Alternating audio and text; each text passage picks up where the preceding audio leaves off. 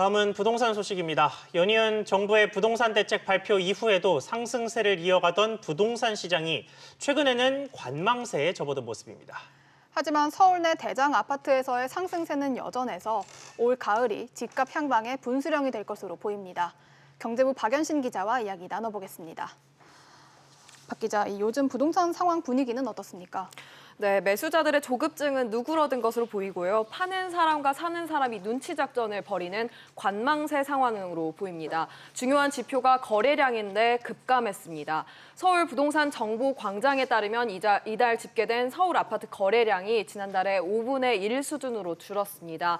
서울 주요 지역 내 거래량도 위축되고 있는 모양새인데요. 소위 인기 지역으로 분류되는 서울 강남권과 강북의 마포, 용산, 성동군의 거래가 활발하지 않다는 분위기입니다.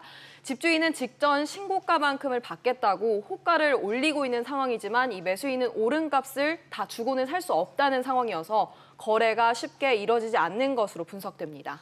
네, 이렇게 줄어든 거래가 계속되면 시장 논리상으로 봤을 때 결국은 집주인이 가격을 떨어뜨려서 거래를 성사시키는, 그래서 결국은 집값이 떨어지는 이런 식의 구도가 이어지는 게 정상적인데 지금 그런 과정에 접어들었다 이렇게 볼 수 있는 겁니까? 네, 아직 추세로는 보기는 힘들 것 같습니다. 이 거래량은 줄어들었지만 서울 내 이른바 대장 아파트의 상승세는 여전했는데요.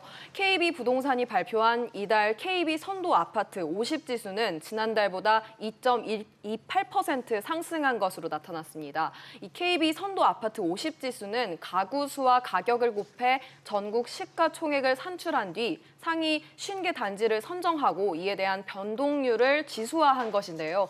지난 6월부터 3개월 연속 상승세를 기록하고 있습니다. 또 서울에서 상대적으로 집값이 저렴하다고 알려진 노도강, 노원, 도봉, 강북에서는 이 전용 면적 84제곱미터 아파트들이 이달 들어 호가 10억 원대를 기록하고 있는 상황입니다.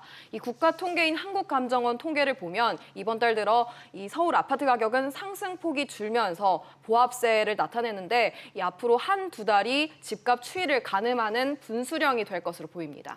네, 사실 일부 다주택자를 빼놓고는 집값이 이렇게 오르는 거를 아무도 반기지 않을 텐데요. 또 자녀가 있는 분들은 나중에 자녀가 분가를 하는 것도 걱정일 것 같은데 지금 우리나라에서 돈을 모아서 집 사는 게 사실상 불가능하다고 해요. 네, 이 서울의 아파트를 사려면 가족 구성원의 월급을 한 푼도 쓰지 않고 11년 넘게 걸린다는 조사 결과가 나왔습니다. 이 집값 증가 속도와 가구 소득 증가 속도를 비교한 건데 KB국민은행이 발표한 올해 2분기 기준 서울 KB아파트 PIR 지수가 11.4로 집계됐습니다.